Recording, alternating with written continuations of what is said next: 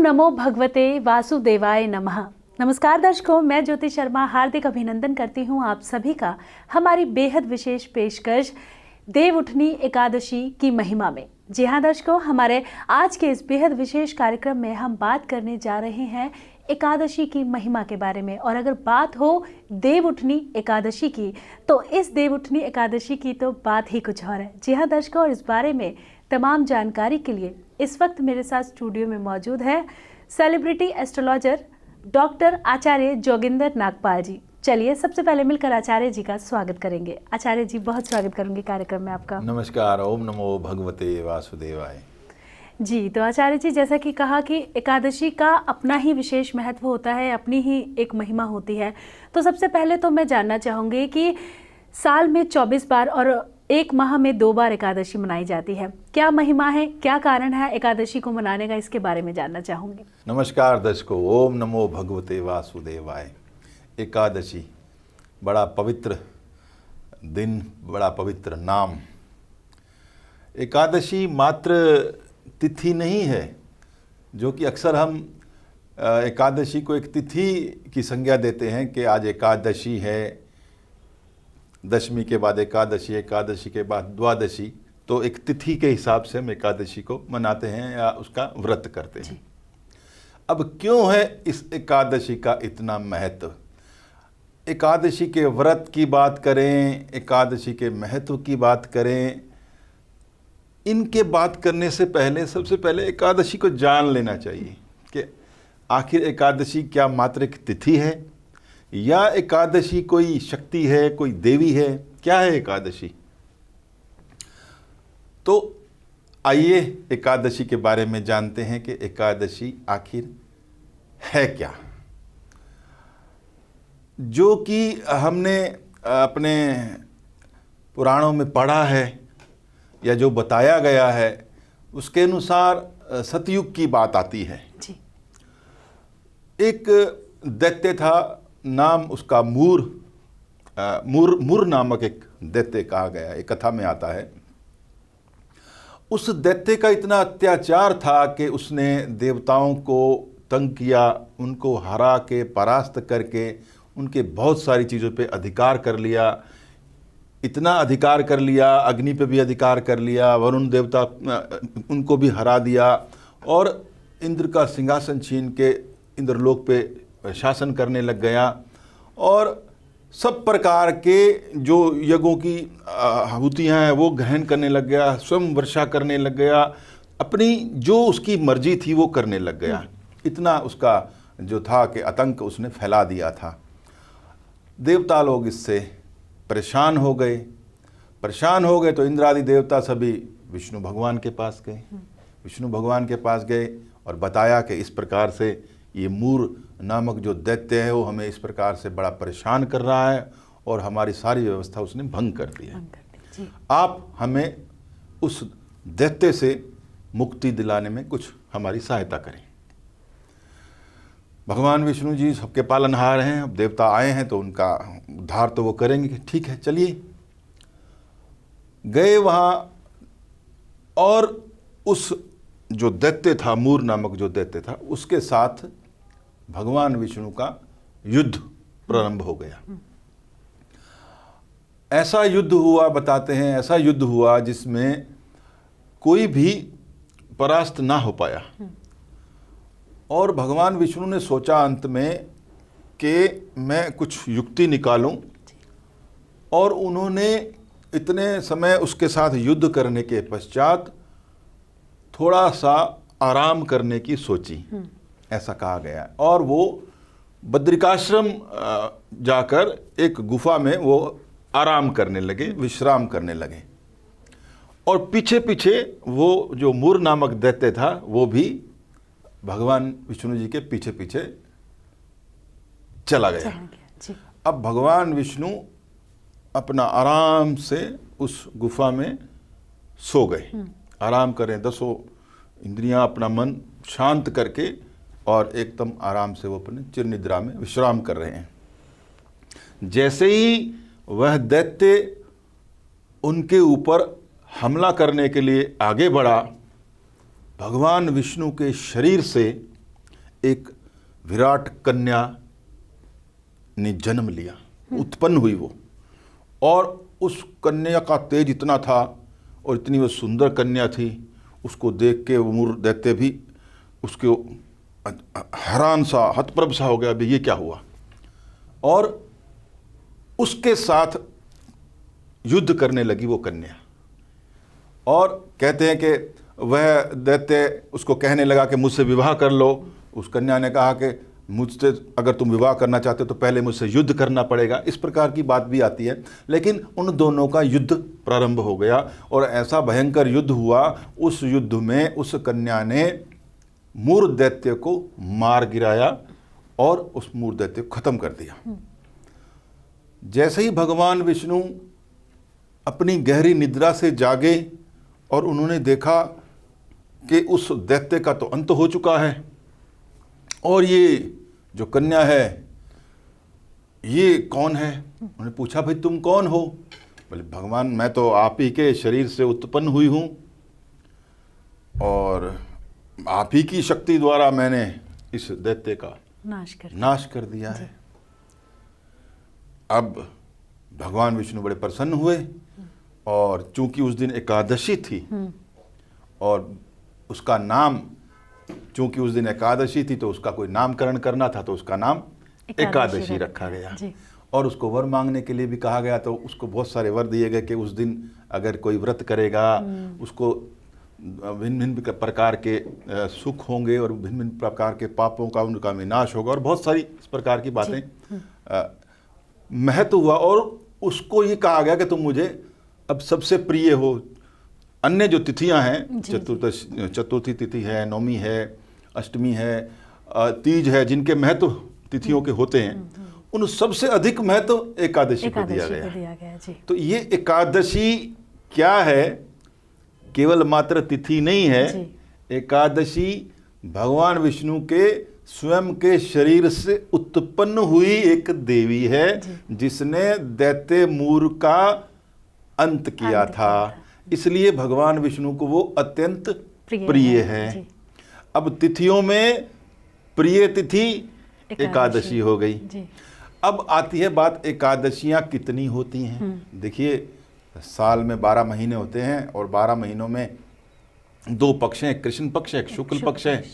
तिथियां, कृष्ण पक्ष की भी एकादशी पड़ेगी और शुक्ल पक्ष को भी एकादशी पड़ेगी। इस प्रकार से एकादशियां हो गई 24। लेकिन जब अधिक मास पड़ता है 3 साल में एक बार, जब तो अधिक मास में 2 एकादशियां बढ़ जाती हैं, तो 24 से हो जाती हैं वो 26। अब एकादशी के बारे में आपको पता चल गया, एकादशी क्या है, एकादशियां कितनी होती हैं, ये भी आपको पता चल गया। अब हम आज जिस विषय पर बात करना जा रहे हैं वो है देव उठनी एकादशी। अब देव उठनी की जब हम बात कर रहे हैं तो उठता कौन कब है? जब कोई सोता है तभी तो उठता है।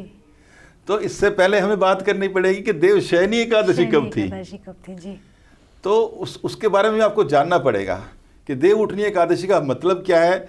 देव उठने से पहले आपको देव शयनी का पता करना पड़ेगा। कहा जाता है कि भगवान विष्णु साल में 4 माह के लिए क्षीर सागर में, पाताल लोक में विश्राम करते हैं। जिस समय वो विश्राम करते हैं उस पूरे समय को, 4 मास को चातुर्मास कहा जाता है। जब वो शयन करते हैं उस समय देव शयनी एकादशी उसको कहा जाता है। और जब उठने की एकादशी आती है कार्तिक मास की, ये शुक्ल पक्ष की, इसको देव उठनी एकादशी कहा जाता है। तो ये पूरे 4 मास जो है चातुर्मास में, इनमें एक एकादशी जो स्टार्टिंग वाली हो गई और ये उठने वाली हो गई। अब इसके महत्व की बात की जाए कि किसका महत्व कैसे है। अब ये वो सोने गए क्यों, इसके पीछे भी कोई है पूरी कोई ना कोई, हर चीज़ के पीछे कोई ना कोई बात रहती है। जी। अब इसमें भी कहीं एक बात आती है कि किसी शंख सुर नाम के राक्षस के साथ भगवान विष्णु का युद्ध हुआ, उसमें बहुत थक गए और विश्राम करने के लिए क्षीर सागर में जाके सो गए। एक अन्य बात आती है कि एक समय भगवान विष्णु ने छोटे वामन रूप का अवतार लिया था और उस अवतार में दैत्यराज बलि के यहाँ वो गए थे और उससे 3 पग में उन्होंने पूरी जब सृष्टि 3 पग धरती मांगी थी तो पहले पग में धरती नाप ली, दूसरे में आकाश नाप लिया। जब तीसरा पग रखने की बात आई तो बलि ने अपना मस्तक आगे रख दिया, तो उसको भगवान विष्णु ने खुश होकर पाताल लोक दे दिया। तब बलि ने कहा कि आप मेरे यहाँ कब विश्राम करने आएंगे? तो भगवान विष्णु ने उनको कहा था कि मैं तेरे यहाँ साल में 4 महीने विश्राम करूँगा। तो ऐसा भी कहा जाता है कि वो बलि के दैत्य राजा बलि के महलों में 4 मास विश्राम करने जाते हैं। अन्य बहुत सी बातें इस प्रकार से हैं, लेकिन कुल मिला के बात यह कि भगवान विष्णु 4 महीने के लिए क्षीर सागर में विश्राम करते हैं और जब विश्राम करने जाते हैं तब ये देवशयनी एकादशी होती है। जब उठते हैं तो देव उठनी एकादशी आती है। इसके बीच में भी एक एकादशी आती है जिसको हम परिवर्तनीय एकादशी कहते हैं, जब भगवान विष्णु अपनी करवट बदलते हैं। जैसे सोते हैं आप तो एक बार करवट भी बदलते हैं, तो उसमें परिवर्तनीय एकादशी। बहुत सारी बातें हैं, अब सब बातें सबको पता नहीं होती, लेकिन अगर ज्ञान बताया जाए तो किसी ना किसी को पता होता है। अब बात आती है कि भाई एकादशियों के महत्व इतने हैं क्यों, और विशेष तौर पर देव उठनी एकादशी का इतना बड़ा महत्व कैसे हो गया। इतना बड़ा महत्व ऐसे हो गया कि देव उठनी एकादशी जब भगवान विष्णु उठते हैं चातुर्मास के बाद, तो भगवान विष्णु की अच्छे से पूजा की जाती है। देव कार्य जो हैं वो किए जाते हैं, मंगल कार्य आरंभ हो जाते हैं। इससे पहले जब भगवान विष्णु सो जाते हैं तो मांगलिक कार्यों पर एक किस्म का विराम लग जाता है। कोई शादी ब्याह इस प्रकार के जो शुभ कार्य मांगलिक कार्य वो रोक दिए जाते हैं कि भाई भगवान शयन कर रहे हैं, आप आशीर्वाद कैसे लेंगे। तो इस प्रकार से देव उठनी एकादशी के बाद शुभ विवाहों के मुहूर्त आ जाएंगे, अच्छे आपके जो दूसरे आपको मांगलिक कार्य करने आप कर सकते हैं। इस प्रकार से वो शुरू हो जाती है। और भगवान विष्णु की पूजा माँ लक्ष्मी के साथ भी शुरू हो जाती है। लेकिन इसके बीच में जब दिवाली आती है, जब ये चातुर्मास चल रहा है, तो उसमें माँ लक्ष्मी जी की पूजा बिना विष्णु भगवान जी की होती है, गणेश जी के साथ की जाती है ना। विष्णु जी उसमें नहीं रहते की पूजा, क्योंकि वो सो रहे हैं। तो इस प्रकार से इस देव उठनी एकादशी के बारे में बातें जो है उसके महत्व की हम कर रहे हैं। कहते हैं कि समस्त तीर्थ, जितने भी तीर्थ हैं, जितने भी व्रत हैं, और दुनिया में जिन तीर्थों की कल्पना की जा सकती है, उन सब से अधिक फल जो है, जो पुण्य है, वो इस देव प्रबोधिनी एकादशी का व्रत करने से मिलता है।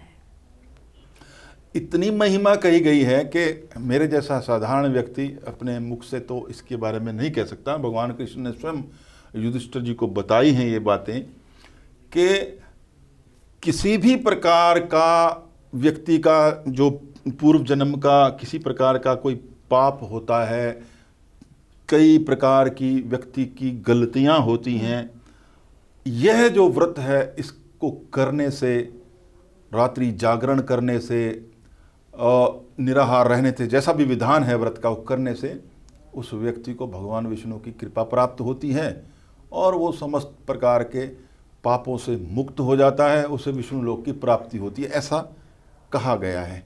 अब इसके और भी बहुत सारे पहलू हैं। आध्यात्म के साथ जोड़ के देखा जाए, ज्योतिष के साथ जोड़ के देखा जाए, निराहार रहते हैं तो इसका क्या महत्व है। इसमें कुछ वैज्ञानिक बातें भी आती हैं जिनके बारे में मैं कहना चाहूँगा। देखिए, एक साइकिल होती है व्यक्ति के, मंडल चलता है। जैसे कहते हैं कि 48 दिनों में या 40 से 48 दिनों के बीच का एक साइकिल होता है। इसमें 3 दिन ऐसे आते हैं जब व्यक्ति को कुछ खाने की इच्छा नहीं होती। लगभग आप देखो, कभी 10-15 दिन में, 20 दिन में आपका मन करता है किस दिन तो कुछ खाने की इच्छा है नहीं, ऐसे लगता है। तो 40 से 48 दिनों के बीच में ऐसा आता है। इस बीच में 3 एकादशी आ जाती है। और एकादशी को हमारे यहाँ क्या कहा जाता है कि आप अन्न ना खाएं। अब इसका वैज्ञानिक महत्व भी आता है, क्योंकि ये साइकिल भी उसी प्रकार का है जिसमें आपके शरीर को कुछ खाने की इच्छा नहीं होती। अन्न अगर आप नहीं खाएंगे, निर्जला भी रह सकते हैं, या केवल जल के साथ आप सजला कर सकते हैं, या आप फलाहार कर सकते हैं, तो आपका डाइजेशन सिस्टम भी ठीक रहता है। तो ये एक वैज्ञानिक महत्व भी इसका है। और बहुत सी बातें हैं एकादशी के साथ जुड़ी हुई। अगर पूरा इसके ऊपर मंथन करने बैठें तो मैं समझता हूँ बहुत लंबा समय लग जाएगा, और इसमें साथ साथ तुलसी विवाह की भी बात आ जाती है। जी आचार्य जी, बस अगला सवाल यही मेरा था आपसे कि हमने भी अक्सर बचपन में देखा है कि देवउठनी एकादशी के दिन आपस में औरतें एक साथ इकट्ठा होकर जागरण करती हैं, भजन कीर्तन करती हैं, एक दूसरे के रिश्तेदारों के घर जाती हैं, और इसी के साथ तुलसी विवाह जो है वो किया जाता है। और संपूर्ण विधि विधान के साथ, जिस तरह से हम घर में किसी बेटे या बेटी की शादी करते हैं, उसी तरह से तुलसी विवाह किया जाता है।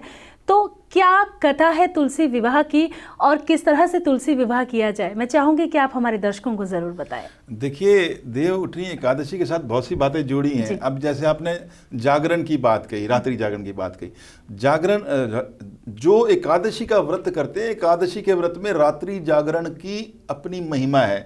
क्योंकि एकादशी की जब फल की बात आई देने की, तो आधा फल रात्रि को दिया गया, रात्रि को उसका फल मिलता है जागरण का, और आधा फल दिया गया भोजन ना करने वाले के लिए। तो अगर कोई व्यक्ति रात्रि जागरण नहीं करता और केवल भोजन से वो रहता है, भोजन नहीं करता और रात्रि जागरण करता है, तो दोनों प्रकार के उसको फल पूरे मिल जाएंगे। मान लीजिए कोई भोजन करता है और रात्रि जागरण नहीं करता, तो रात्रि का फल जो आधा है वो उसको नहीं मिलता। इसलिए रात्रि जागरण का अपना महत्व है। और दूसरी बात यहाँ आती है तुलसी विवाह की। तुलसी के साथ बहुत सी बातें जुड़ी हुई हैं। उसमें एक कथा जुड़ी हुई है कि एक समय में जालंधर नामक राक्षस था, और उसकी पत्नी थी वृंदा। और वृंदा बड़ी बड़ी भक्ति वाली स्त्री थी, बड़े सतीत्व वाली स्त्री जिसको कहते हैं वो थी। जालंधर राक्षस को मारने के लिए वृंदा का सतीत्व नष्ट करना आवश्यक था। बिल्कुल। अब इसके लिए लीला रची गई, भगवान विष्णु ने लीला रची, और उसमें वो सफल हुए और जालंधर राक्षस मारा गया जी। इस पर कहा जाता है कि वृंदा ने विष्णु भगवान जी को श्राप दे दिया, श्राप दिया, और उसके पश्चात वृंदा भस्म हो गई, और जो राख बनी उस राख से तुलसी का पौधा उत्पन्न हुआ। अब उसमें ये कहा गया कि उसको ये वरदान भी दिया गया था कि भगवान विष्णु के साथ उसका विवाह भी होगा जी। तो शालिग्राम स्वरूप जो जिस प्रकार से भगवान शिव का शिवलिंग के माध्यम से पूजन किया जाता है, ऐसे भगवान विष्णु का शालिग्राम उनको भी भगवान विष्णु समझ के और तुलसी का उनके साथ विवाह किया जाता है। ऐसा कि वृंदा का विवाह भगवान विष्णु से जो हो रहा है, इस प्रकार से एक कथा आती है। ऐसा उसी देव उठनी एकादशी के समय ये किया जाता है। बहुत सी मान्यताएं हैं, बहुत सी बातें हैं। विभिन्न विभिन्न प्रांतों में विभिन्न विभिन्न थोड़ी थोड़ी रीति रिवाजों में फ़र्क हैं। कहीं कथाओं में भी थोड़े थोड़े फ़र्क हैं, कहीं नामों में फ़र्क हैं, कहीं किसी के नाम में कुछ अन्य नाम है। तो वृंदा जो है मुख्य रूप से तुलसी को, वृंदावन भी अगर जाकर देखें तो तुलसी का जो बाग है वहाँ उसको वृंदावन कहा जाता है। वृंदावन, जो वृंदा के वृक्ष बहुत ज़्यादा हों, तो ऐसी भी मान्यता है कि किसी का नाम करण इस प्रकार से भी है। तो तुलसी का भगवान विष्णु के साथ संबंध है ये, और भगवान विष्णु ने ये भी कहा कि मैं तुलसी के बिना कोई भी भोग जो है ग्रहण नहीं करूंगा जी। आप देखिए भगवान विष्णु को जब भोग लगाया जाता है तो साथ में तुलसी दल अर्पित किया जाता है। तो इस प्रकार की मान्यताएं बहुत सी हैं और बहुत सी बातें हैं। लेकिन हम देव उठनी एकादशी की जितनी महिमा हम सोच सकते हैं उससे भी कहीं अधिक महिमा है। आचार्य जी, बहुत सुंदर जानकारी दी, बहुत अच्छी बातें आपने हमारे दर्शकों को बताई। लेकिन देव उठनी एकादशी पर कुछ ऐसी विशेष बातें जिन्हें जानकर हमारे दर्शकों को भी लाभ हो और हमें भी लाभ हो, मैं चाहूँगी कि आप हमारे दर्शकों को ज़रूर बताएं। बिल्कुल, मैं बताना चाहूँगा। कई प्रकार के इसमें, मान लीजिए अगर हम देव उठनी एकादशी की बात करें तो किस किस प्रकार से ये लाभकारी हो सकती है। हमारी कुछ समस्याएं होती हैं, उनका हम किस प्रकार से निदान पा सकते हैं इस विशेष एकादशी के दिन। देखिए, इसमें ज्योतिष भी कहीं ना कहीं सम्मिलित हो जाती है। ज्योतिष के दृष्टिकोण से भी अगर हम कुछ कहते हैं और आध्यात्मिक दृष्टिकोण से भी इसका महत्व बन जाता है। अब आध्यात्मिक दृष्टिकोण की अगर हम बात करें तो रात्रि का जागरण जब एकादशी में आवश्यक बताया गया तो जी। ओम नमो भगवते वासुदेवाय, इस महामंत्र का जाप रात्रि के समय व्यक्ति को करना चाहिए। एकादश का मतलब है 10 और 1 11, 10 हमारी जो 10 इंद्रियां हैं और 1 जो हमारा स्वयं का मन है, हम जो हमारी अपना खुद का जो स्वयं जो हम अपने आप के मन और इंद्रियां जो सारी इकट्ठी, 10 इंद्रियों और मन को अगर एकाग्रचित करके और भगवान का ध्यान किया जाए, एकाकार ये हो जाए, 10 और 1 का एकाकार ये एकादश बन जाए और हम उस प्रभु की जो है भक्ति करें ओम नमो भगवते वासुदेवाय इस विशेष मंत्र के साथ, तो मैं समझता हूँ बहुत से अंदर के जो हमारे विकार हैं जी। वो जल के वो भस्म हो जाएंगे बिल्कुल, और आपको एक अंदर निर्मल अंतर्मन जिसको बोलते हैं ना, वो आपको प्राप्त होगा। ये तो आपका आध्यात्मिक विकास इसमें। अब आ जाती है कि आपको कुछ आर्थिक लाभ भी लेने की बात आ जाती है कि कुछ ग्रह दशाएं आपकी इस प्रकार हैं कि इस विशेष दिन में उससे कैसे लाभ लिया जाए, तो उस पक्ष की ओर अगर हम चलें। अब देखिए, जब देव ही उठ रहे हैं और कुंडली में आपके कहीं ग्रह सोए हुए हैं, अस्त होते हैं बहुत से ग्रह, जैसे आपकी कुंडली में मान लीजिए किसी कुंडली में मंगल अस्त है, किसी कुंडली में शुक्र अस्त है, किसी कुंडली में गुरु अस्त है, जो सूर्य के साथ बिल्कुल जब ग्रह एक साथ बहुत नज़दीक हो जाते हैं तो वो ग्रह अस्त हो जाता है, अपनी रश्मियाँ वो खो देता है जी। तो अस्त ग्रह का प्रभाव थोड़ा सा अच्छा नहीं होता, तो उसको कहीं ना कहीं जागृत करना पड़ता है। तो देव उठनी एकादशी में यदि आपकी कुंडली में कोई ग्रह अस्त है या कोई ग्रह कोई भाव जो है आपकी कुंडली का भाव थोड़ा कमज़ोर है, मान लीजिए द्वितीय भाव है, धन का भाव है, कहीं आपके पास धन की कमी रहती है, पंचम भाव है, संतान का भाव है, उस भाव से कहीं आपको कोई कमी रहती है, नवम भाव है, भाग्य का जो भाव है आपका, धर्म का भाव है, यहाँ पे कोई आपको समस्या है कि भाग्य आपका साथ नहीं देता, तो ऐसे में व्यक्ति क्या करे। अब भगवान विष्णु जी की आराधना जो है वो आपको लक्ष्मी की प्राप्ति भी करवाएगी, वो धर्म की आपको प्राप्ति भी करवाएगी, और कहीं ना कहीं आपकी संतान के माध्यम से आपको कहीं ना कहीं सुख भी वो पहुंचाएगी। तो जिन जिन व्यक्तियों को इस प्रकार से दिक्कतें हैं वह इस विशेष व्रत को रख सकते हैं। रख नहीं सकते तो मात्र केवल इस व्रत की कथा का पठन या श्रवण भी कर सकते हैं, रात्रि जागरण कर सकते हैं और ओम नमो भगवते वासुदेवाय इस महामंत्र का वो जाप कर सकते हैं।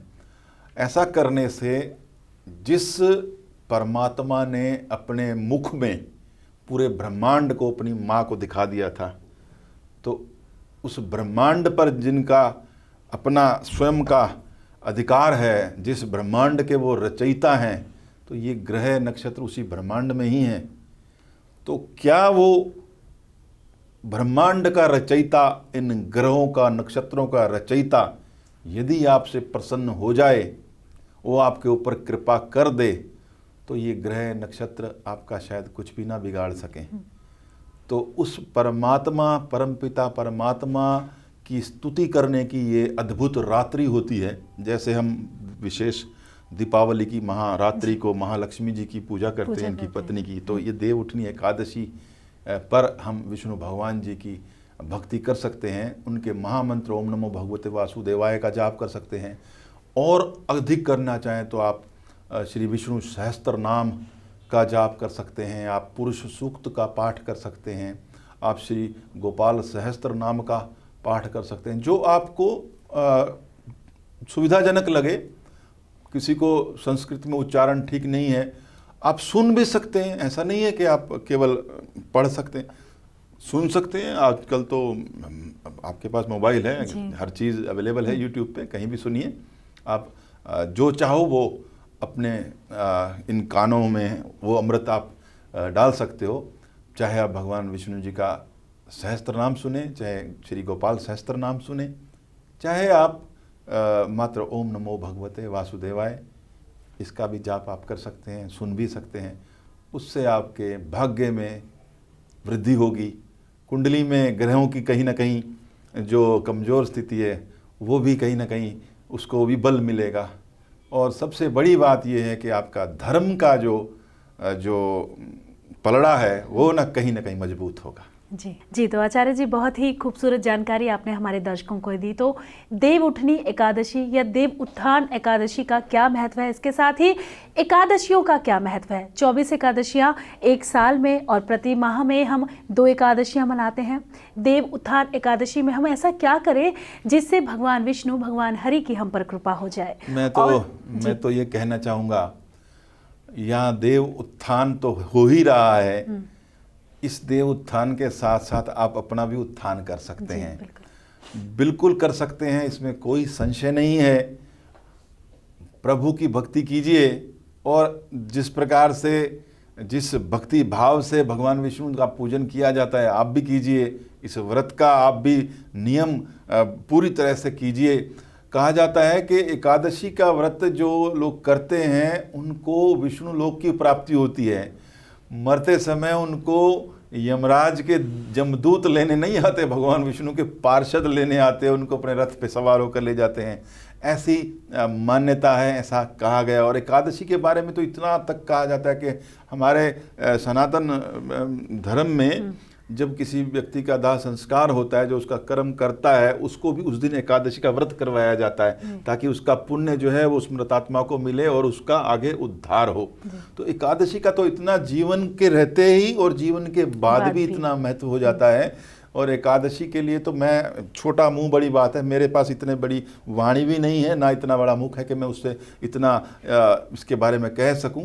प्रभु कृपा हो तो कुछ भी कहा जा सकता है, लेकिन मैं अपने आप को इतना सक्षम नहीं समझता कि मैं इसके गुणों का बखान और कर सकूं। जी तो बिल्कुल दर्शकों, देव उठनी एकादशी के बारे में हमने जाना, किस तरह से हमें आज के दिन पूजा अर्चना करनी चाहिए, तुलसी विवाह का क्या है नियम, क्या है कथा, इसके विषय में भी हमने बात की। और अब आपके सारे मांगलिक कार्यों की शुरुआत भी हो जाएगी। तो ये जो वर्ष है, ये जो समय है, आपके जीवन में खुशियां ही खुशियां लेकर आए। लेकिन उससे पहले आचार्य जी, आप स्टूडियो में आए, हमारे दर्शकों का आपने मार्गदर्शन किया, उन्हें बताया कि किस तरह से देव उठनी एकादशी का क्या महत्व है, किस तरह से वो हमारे लिए महत्वपूर्ण है, किस तरह से हमें व्रत रखना है, क्या नियम है। इसके लिए, इस तमाम जानकारी के लिए आपका बहुत बहुत धन्यवाद। अंत में सभी दर्शकों को इस देव उठनी एकादशी का इस भाव के साथ कि आपका भाग्य उज्जवल हो, और इसी के साथ ही ओम नमो भगवते वासुदेवाय, इस मंत्र का जाप करेंगे तो आपका जीवन सुखमय हो जाएगा। जी तो बिल्कुल दर्शकों, मंत्र का जाप करें और आज के दिन प्रयास करें कि आप जागरण करें, श्री हरि का भजन करें, ताकि आपके जीवन में किसी तरह की कोई भी कष्ट, कोई भी परेशानी ना रहे। हमारे आज के इस विशेष कार्यक्रम में बस इतना ही। हम फिर हाजिर होंगे किसी नए विषय पर नई जानकारी के साथ। ओम नमो भगवते वासुदेवाय नमः। संतवाणी दुख दाहिनी सुखदायिनी।